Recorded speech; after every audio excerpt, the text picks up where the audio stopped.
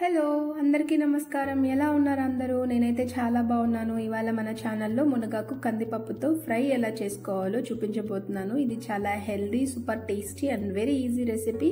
రండి ప్రాసెస్ ఎలా చేయాలో చూపిస్తాను. ప్రాసెస్లోకి వెళ్ళిపోదామా? ముందుగా ఒక కట్ట దాకా మునగాకు తీసుకొని పుల్లలు లేకుండా ఆకులు మాత్రం వేరు చేసి ఒక 2-3 సార్లు కడిగి బాగా పక్కన పెట్టుకోవాలి.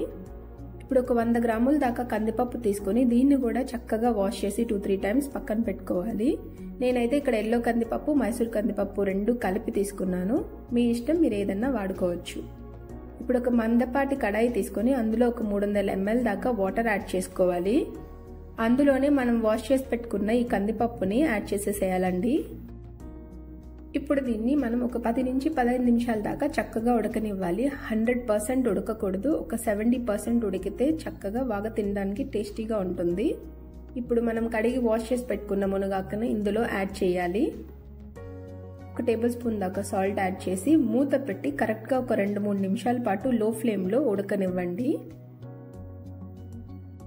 2-3 నిమిషాల తర్వాత ఒక గంట తీసుకొని మొత్తం కలిసేలా కలుపుకోవాలి. ఏదన్నా నీళ్లున్నా ఒక 2-3 నిమిషాలు అలాగే పెట్టేస్తే ఇమిరిపోతుంది.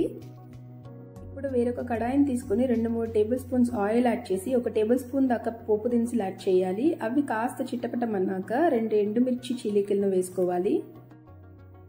అలాగే ఒక 5 నుంచి 6 వెల్లుల్లిపాయల్ని తీసుకుని కచ్చాపచ్చాగా దంచుకొని యాడ్ చేసుకోవాలి.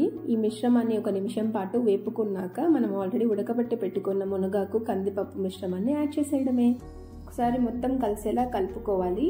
అంతే, very easy, healthy, tasty recipe ready అయిపోయింది. దీన్ని మీరు కనీసం వారానికి 1-2 సార్లు తినడం వల్ల ఆరోగ్యానికి చాలా మంచిది. నాకు తెలిసి మీకు ఈ రెసిపీ నచ్చింది అనుకుంటున్నాను. నచ్చితే చక్కగా మీరు నా కోసం సబ్స్క్రైబ్ చేసుకుని లైక్, షేర్ చేస్తారని అనుకుంటున్నాను. మరొక వీడియోతో నేను మళ్ళీ కలుస్తాను. మీరు మాత్రం ఈ రెసిపీ ట్రై చేయకుండా మర్చిపోకండి. బాయ్, ఉంటాను.